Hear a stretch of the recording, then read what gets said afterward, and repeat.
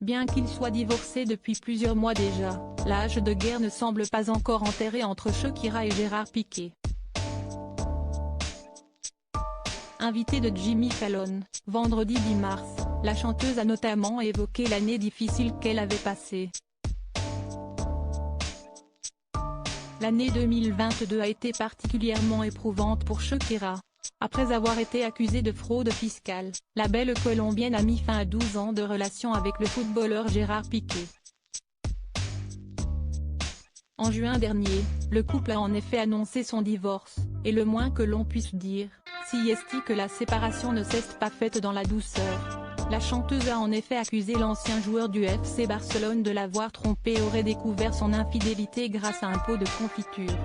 Depuis, les deux ex se livrent une guerre sans merci et la maman de Milan et Sacha règle désormais ses comptes en chansons. De son côté, Gérard Piqué a refait sa vie avec Clara Chia, une jeune femme de 23 ans. L'interprète de Waka Waka, elle, se concentre davantage sur sa carrière et sur ses enfants avec lesquels elle s'est installée à Miami.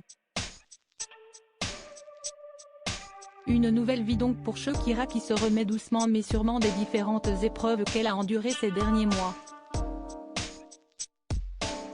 C'est un moyen sain de canaliser mes émotions si elle exprime volontiers cette affaire en chanson.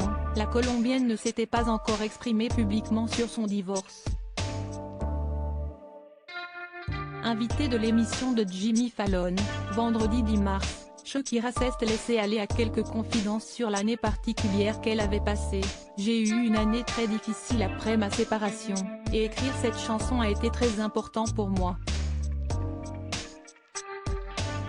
C'est un moyen sain de canaliser mes émotions, a-t-elle justifié. Elle s'est également positionnée en porte-parole des femmes qui ont vécu la même chose qu'elle. J'ai une communauté de femmes qui ont vécu les mêmes choses que moi, qui pensent comme moi, qui ressentent ce que je ressens, qui ont dû supporter tant de conneries comme moi. J'ai écrit cette chanson pour moi, mais j'ai aussi le sentiment qu'elle était destinée à tant de femmes qui avaient besoin d'une tribune et d'une voix pour les représenter à bien des égards.